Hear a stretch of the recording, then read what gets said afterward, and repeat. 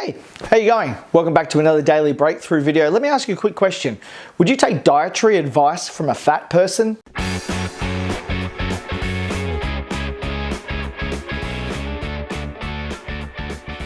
Well, hi, it's Grant here, and the intro to this video may have prickled the hairs on the back of your neck, but like I said to my wife on the weekend, I call it as I see it. And right now, I just wanted to ask you this question again. Would you take dietary advice from a person who is morbidly obese and has been that way for a very long time and shows absolutely no signs of decreasing in size? The answer would probably be a flat out no. But you would go to someone like Michelle Bridges or someone who's shown some physical changes in their life, and maybe they were once morbidly obese and are now physically incredibly fit and incredibly strong. Why? Because you've got a whole bunch of evidence there. So why is it that so many of us take the advice of well-meaning, well-intentioned, but evidence lacking people? And I was trying to think of a word there that fitted very nicely for you, but there isn't kind of a word there. So evidence lacking is probably the best that I can give you right now. Let me give you an example of some hurt that I had in my life and what happened. So for years and years, you know, I've been doing this for years now. And you know, the one thing I've always struggled with in my line of work is, what the heck do I wear? And you know, what a terrible problem that is. You know, I've been away and I've done all the study and I've got the diplomas and I've got the years in business and I've got the pedigree and I've worked with some of the most amazing clients all over the world. Flight Centre was my very first client that I worked with, and they flew me to Vanuatu to stand on a beach and train their team. That was the very first client I had, and it all went up and up and up from there. Every major bank in Australia I've worked with, and some incredible, the Australian Institute of Conveyancing flew me all over the country. I've written for their journals and for their papers. But the biggest thing that I struggled with the whole time, I didn't mean to give you my whole resume there, but the biggest thing I struggled with, damn it, is what do I wear? Because I was always worried that people would misunderstand what my intentions were. I didn't want to dress like a corporate banker, and I certainly didn't want to dress like I was about to go working on my motorcycle either. But I did want to wear something in the middle that was kind of respectful. So what did I do? I asked a friend. This friend of mine, she's still a friend of mine. She's a great lady. I'm not going to say her name, but she lives locally where I live. And she's in the same line of work as me as well. And she's good at it. And I said to her, you know, I'm thinking about wearing a suit for work. And she said, no. You should not wear a suit. Do not do that, because people will misunderstand you and you'll look aggressive and they won't get it. So what did I do? I listened, and I continued to struggle, and my self-esteem struggled, and I wouldn't know what to wear every day. And you know what? I misunderstood myself, let alone being misunderstood by people that I was going to talk to. Imagine going to talk about what I talk about to a multi-million-dollar business wearing jeans and a t-shirt.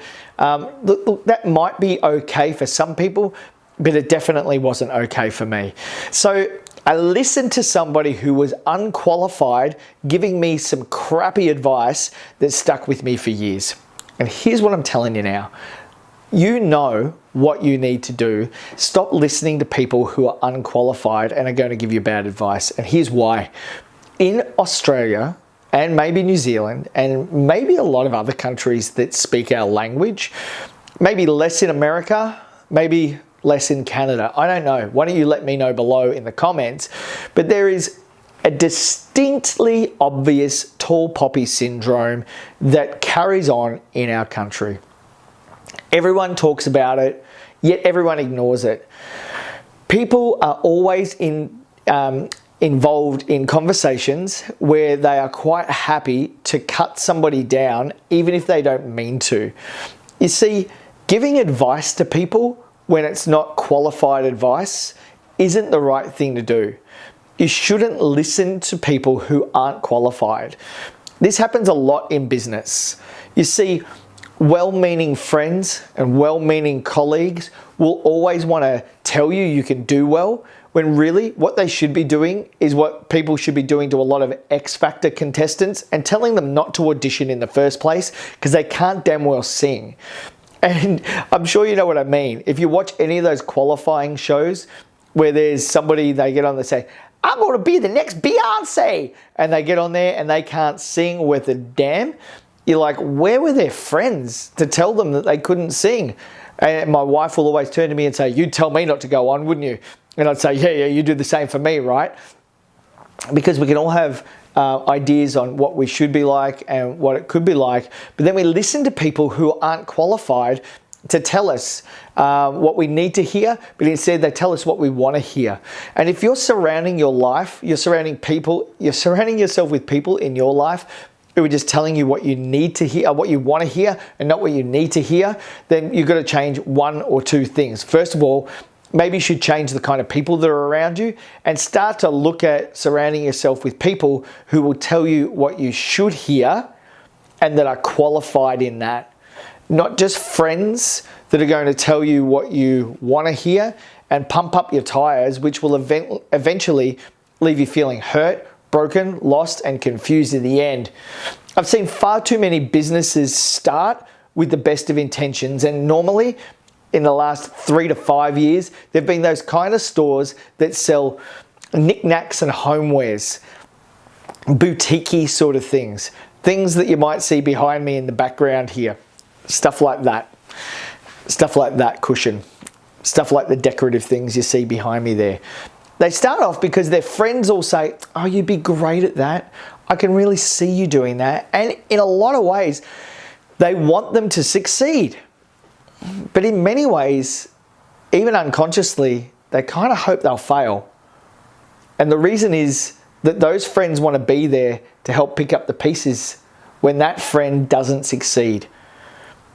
Unfortunately, in this country, even though people are telling you that they want to see you at the top, they want to see you succeed, they really don't. They want to see you stay the same as them and stay where they are. And it's not for any bad reason. It's just that they don't want to lose you. But the thing is, if you're going to succeed in this world and succeed in business, you are going to leave people behind. So don't listen to the people that are going to keep you stuck. Instead, hire a business coach, hire a mentor, find somebody who's detached from your life, and they'll tell you what you need to hear and not what you want to hear. There's no point having your tires artificially pumped up, because when the tire goes flat, there's no way of repairing it and there's no more air to pump into it.